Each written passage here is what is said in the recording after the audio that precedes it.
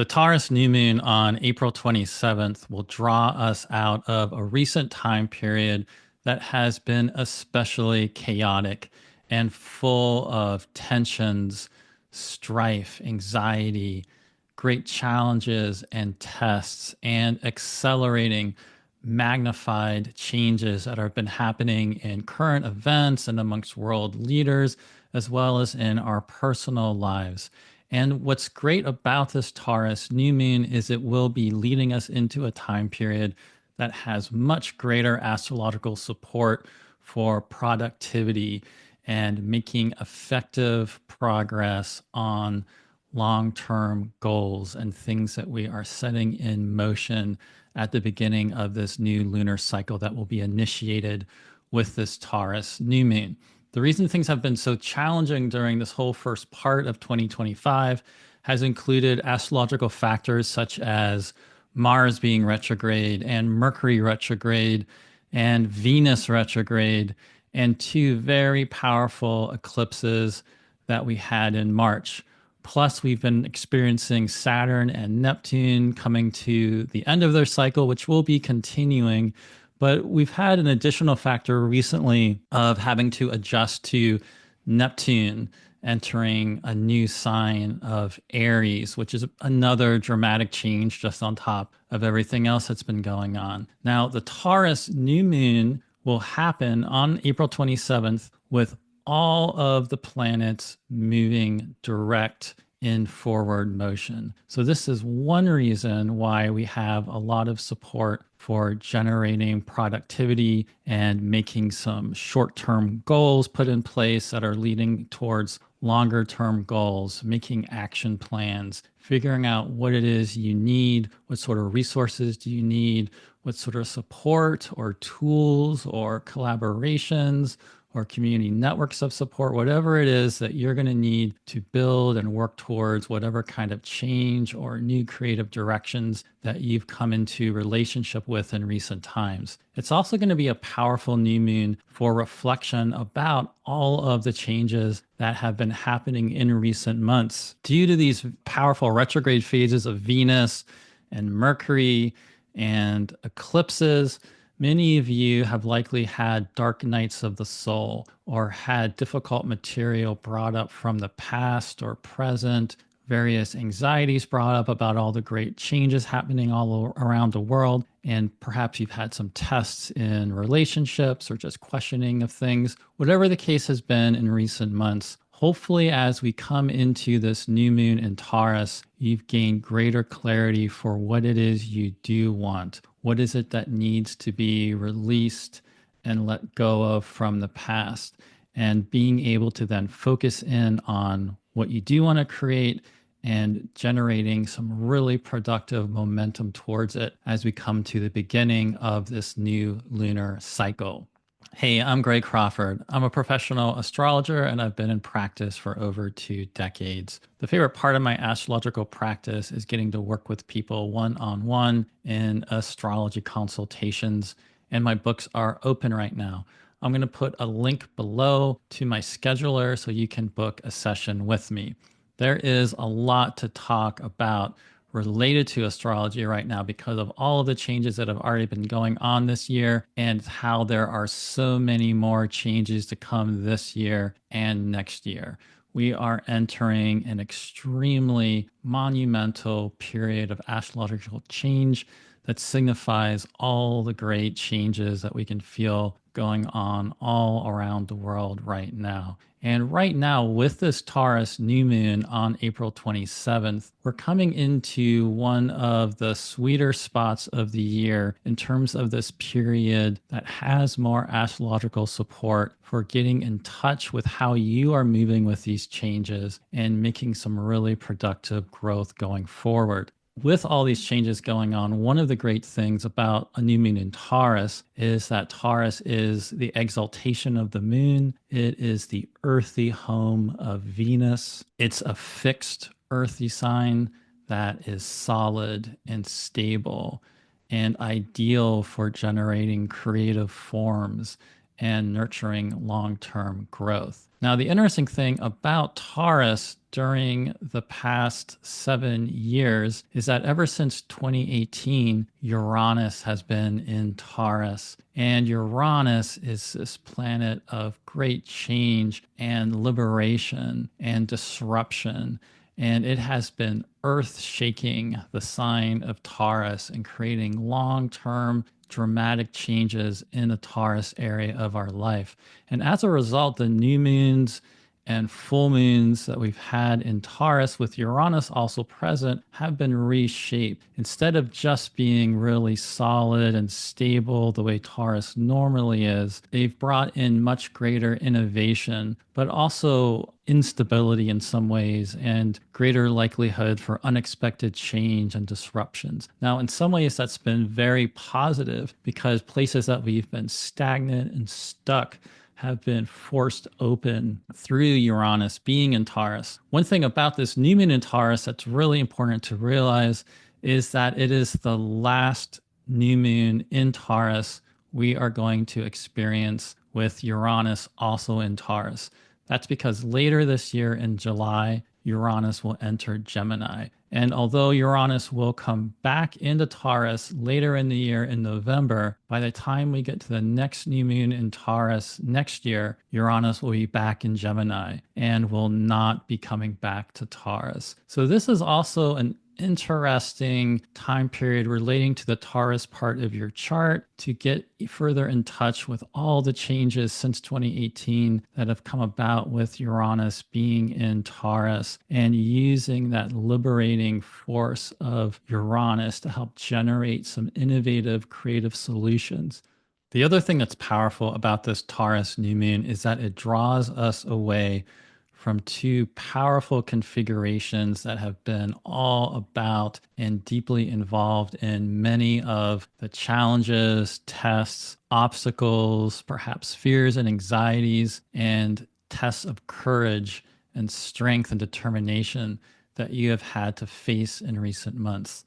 One of these involves the opposition between Mars in Leo with Pluto in Aquarius that will become exact on April 26th, the day before the new moon in Taurus. But the other one is perhaps even more important relating to this new moon in Taurus because it involves Venus.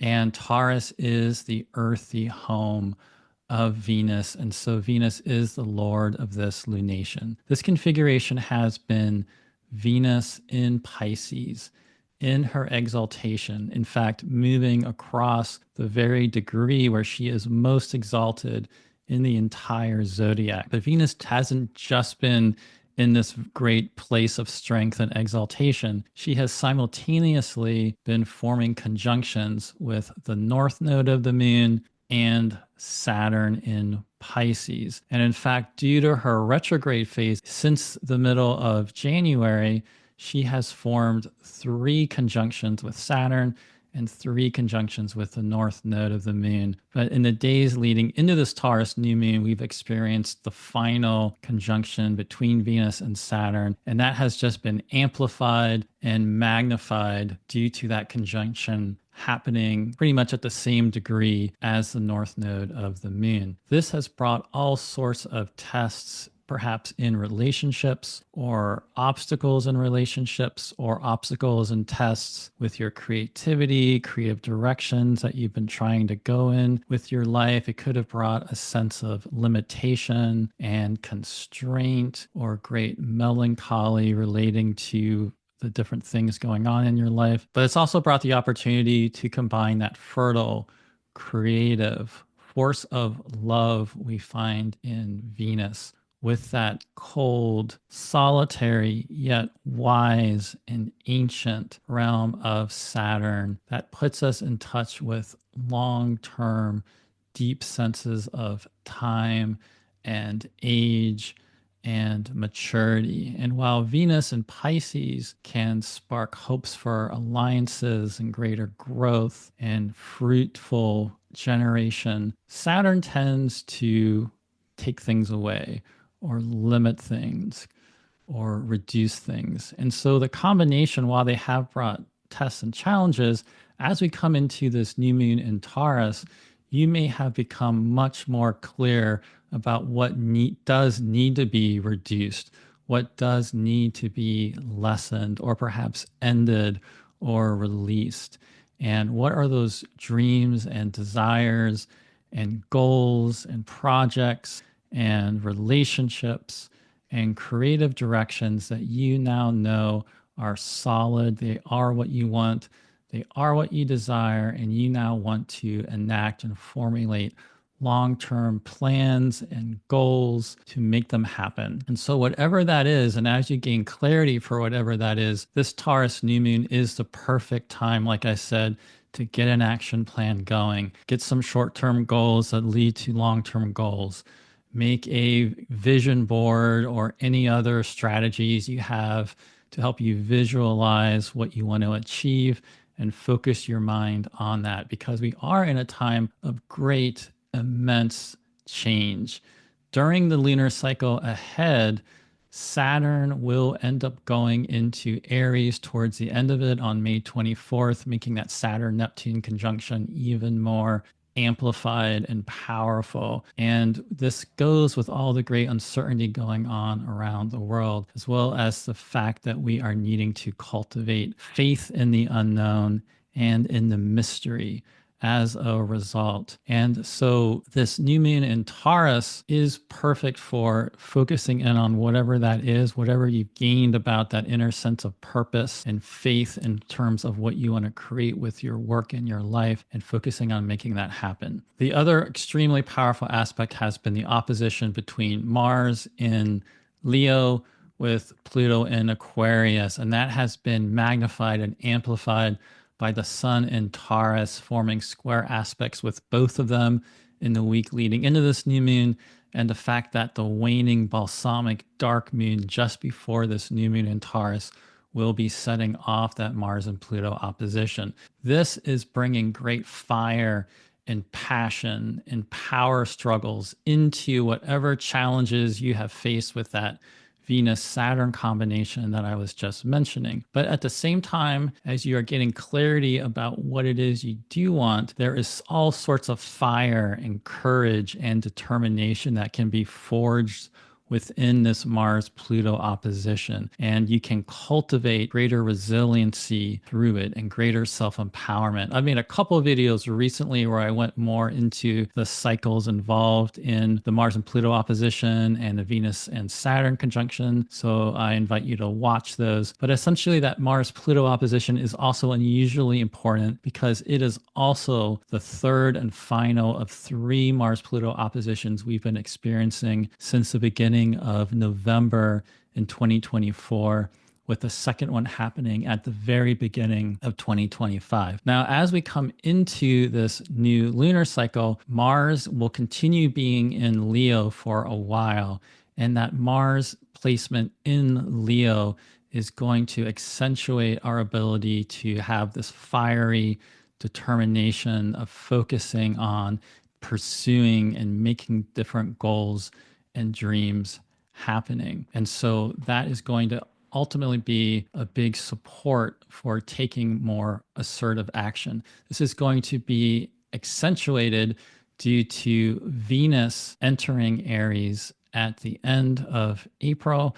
And so she will also be in a fiery sign of Mars as well. Again, amplifying the capacity to really make change happen and go after things that we want. When we take a look at the new moon in Taurus chart, we can see that the new moon is happening at about 8 degrees of Taurus, with Uranus towards the end of the sign in between 26 and 27 degrees of Taurus. So this is not a close conjunction between the new moon with Uranus. However, as the moon is becoming visible, the moon will form a conjunction with Uranus. And there's another factor about Uranus that makes this particular lunar cycle really strongly connected to this realm of sudden change and invention, innovation, and liberation that we can associate with Uranus. And that's because the full moon that we will experience on May 12th will be forming an opposition with Uranus, which means the full moon that comes on May 12th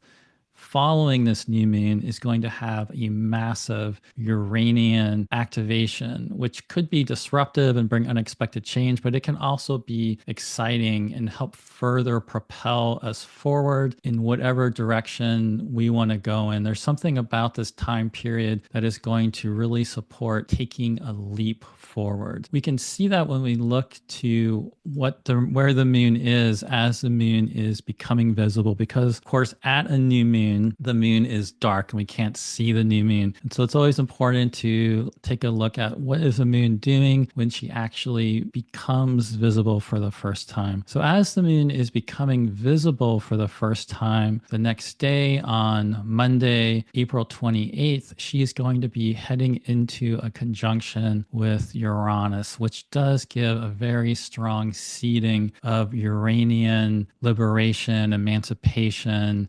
innovation to this lunation. We can also see that the moon is forming a close sextile with Ceres in Pisces, which I really like in terms of Ceres being the Roman name of Demeter, and I really associate the meaning of Ceres with the mythology and meaning of the goddess Demeter. Among other things, Demeter does connect us in with natural cycles of growth and death, the mysteries of death and rebirth as well on spiritual as well as material levels. And so there is this sense of, as things have been dying and passing away, and you've been realizing what needs to be let go of in your life or changed as we've gone through all these retrogrades and eclipses, there is a new sense of life coming in here. And it's very powerful because in the northern hemisphere, we are coming into that season of Beltane and greening and growth and fertility and flowering. So even if you're not in the northern hemisphere, though, the meaning of Taurus still carries some of that meaning. And so I really love the sextile between the moon and Ceres for helping us get in touch with that new sense of life that will be emerging now. The moon will also then be moving into a sextile with Saturn in Pisces as well as Venus. And so again, I also like that because although we've been dealing with this difficult Saturn-Venus combination, they are now separating. Venus is moving away and the moon's forming a supportive aspect with them to hopefully tend to whatever material is coming out of that for you. A few days after the new moon in Taurus, on April 30th, Venus will enter the sign of Aries. This is going to bring a dramatic change and an injection of additional fire and assertion into our life. And it also is really important because it means Venus will be coming into her third and final conjunction with Neptune. That will happen on May 2nd. However, unlike the fact Venus has been forming 3 conjunctions with Saturn in Pisces, the first 2 conjunctions Venus had with Neptune were in Pisces. And this conjunction on May 2nd is going to be the first time we've experienced a conjunction between Venus and Neptune in Aries. The entrance of Neptune into Aries has brought great changes and we're still adjusting to it. And it is also emphasizing this element of fire and assertion and going after more of what we want and being resilient and determined and facing whatever challenges those are. So whatever's been going on with you and however your life has already been changing with the entrance of Neptune into Aries, this contact between Venus and Neptune is going to put us more in touch with it. So again, you'll start feeling this as soon as Venus goes into Aries on April 30th, and it will be building as we come into May 2nd. And then as we come into the first quarter moon, the phase of the lunar cycle where the moon is half light and half dark, and now moving into increasing light, we have the stationing of Pluto. This will happen on May 4th, about a week after the new moon in Taurus. When planets station, they saturate the astrological landscape, and we typically feel their effects a week on either side. And so when the new moon in Taurus happens, we will already be starting to feel this sense of Pluto stationing retrograde. And then that whole first week, as the moon increases in light into this first quarter phase and this critical turning point of the lunation cycle, we will be feeling Pluto stationing more intensely. This is also part of the reason why that final opposition between Mars and Leo and Pluto and Aquarius on April 26th will feel very intense as we come into this new moon in Taurus because Pluto's stationing. Now, Pluto's stationing is going to put us in touch with very deep, unconscious material. And it does often connect us in with power issues and power conflicts and our own self empowerment. But it also can bring up all sorts of deep material, places of new desire, places that we've been resisting change. And so this will be a very powerful stationing of Pluto due to the fact that we've had this extended Mars Pluto opposition.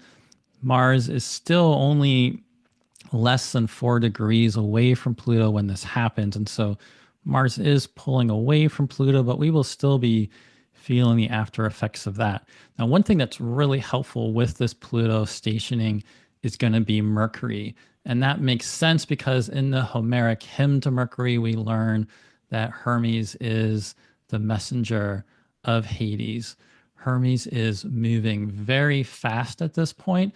Mercury is well past its degree where it's stationed retrograde back in March. Mercury is moving fast as a morning star, which also connects with the fact that in the Homeric hymn, Mercury is described as being as swift as death itself, because Mercury goes into that underworld realm of Pluto.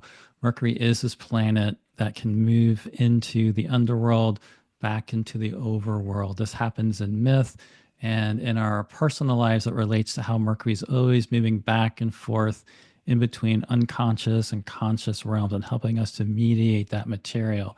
Another planet that also can help us mediate this deep unconscious material of Pluto is Chiron. And so it's very interesting that as Pluto is stationing here, as we get to the first quarter phase of this new lunar cycle, Mercury is heading into a conjunction with Chiron, but actually the next aspect Mercury makes before that, as Pluto is stationing, is a sextile with Jupiter in Gemini.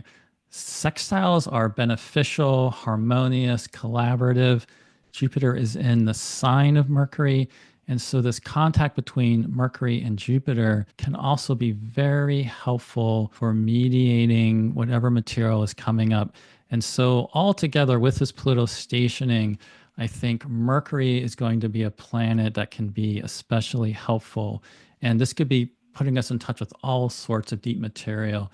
It definitely, because Chiron is involved and Pluto, could also involve deep ancestral material that also might be coming into play with whatever's going on for you. But hopefully it can be helpful for getting a sense of what are some of those underlying power issues or deeper issues in your life that may have been getting you in the way of self-sabotaging or not fully going after whatever it is you want.